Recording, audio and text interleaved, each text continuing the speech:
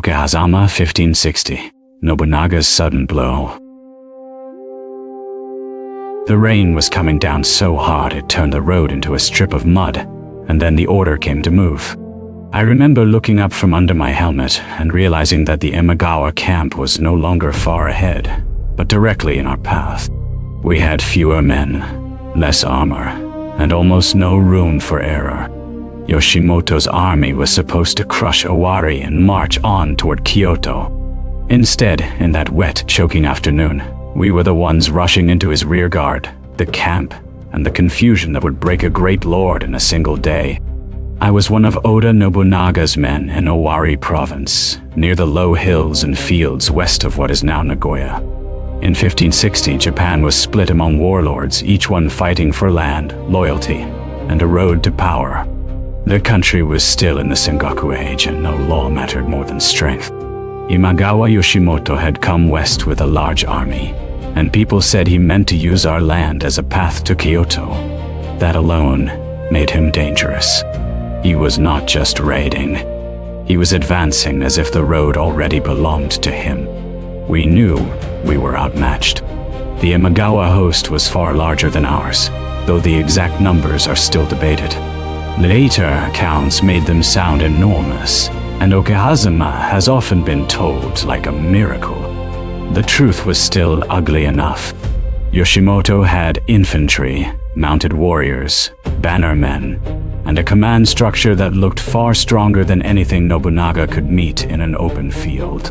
We had only a much smaller force, and many of our own men doubted we could stop the invasion at all. Nobunaga was young, but he was not blind. He understood that if he waited for a formal battle, we would be pinned down and crushed. So he watched the weather, watched the roads, and watched the enemy camp. The land around Okehazama mattered. It was broken by hills, narrow approaches, and wet ground that slowed a large army. A huge force could move there, but it could not move cleanly. Messages would travel slowly, units would spread out, and if rain came hard enough to blur sight and sound, even a strong camp could become vulnerable. For several days, the story in our camp was one of pressure and delay.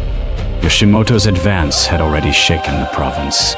We heard reports of fires, displaced villagers and roads crowded with soldiers and baggage. Nobunaga did not try to meet force with force. He used the time to gather what he could, conceal his intentions, and choose the moment himself. Some say he led only a few thousand.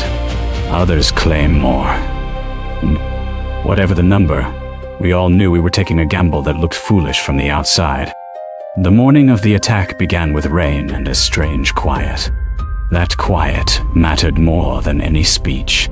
Under bad weather, guards relax, scouts hesitate, and an army that thinks itself safe starts to eat, rest, and talk.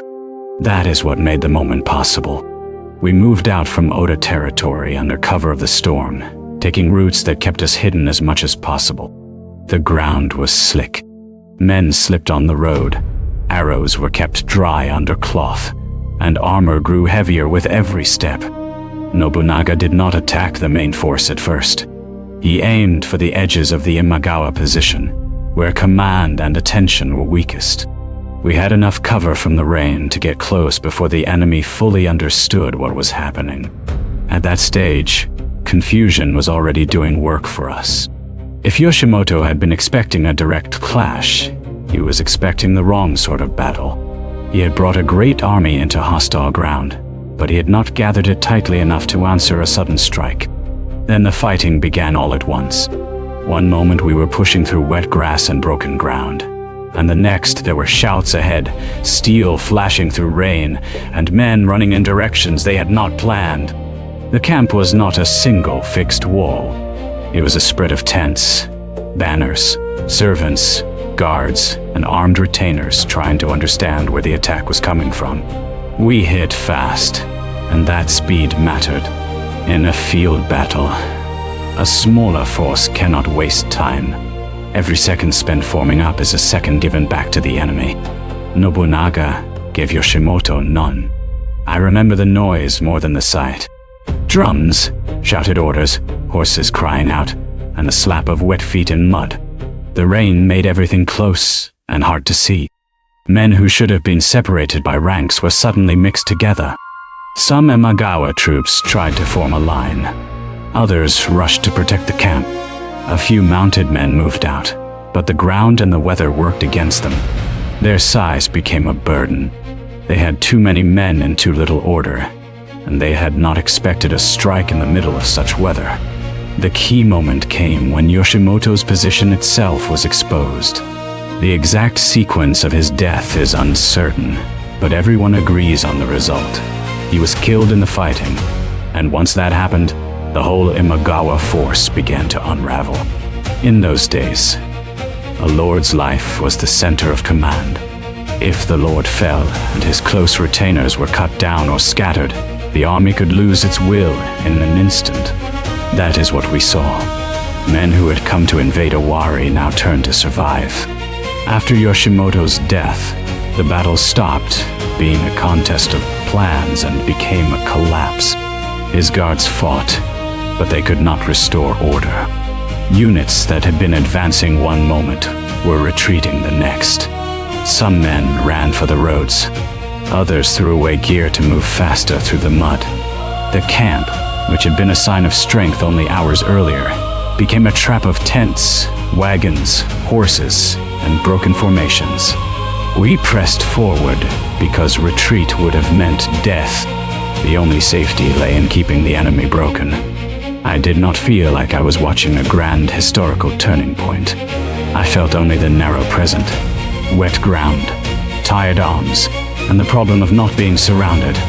But even then it was clear that something had shifted beyond the field. The Imagawa army had entered Owari as the stronger force. Now its center was gone. Without Yoshimoto, there was no command that mattered. Nobunaga's attack had not merely won a skirmish. It had removed the head from the body. By the time the rain eased, the field was no longer a battlefield in the ordinary sense. It was a place where one army had ceased to exist as an organized force. The surviving Imagawa men fled in scattered groups, and we did not need to chase every one of them to know what had happened. We had defended Owari against a much larger invasion.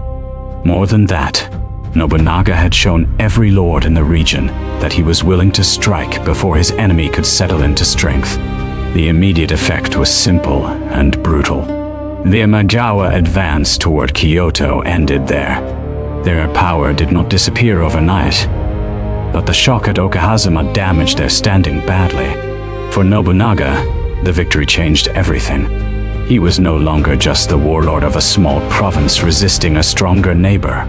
He was the man who had destroyed a major army by timing, terrain, and surprise.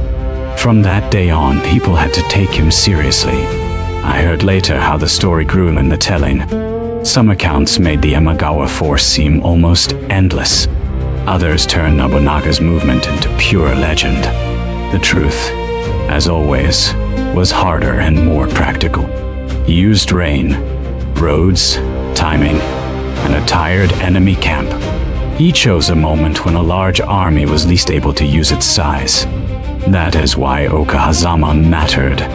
Not because war became easy after that, but because Nobunaga had proved he could bend war to his own design. For me, Okehazama was the day a smaller force broke a larger one, and the day Nobunaga stepped onto the road that would lead to far greater power.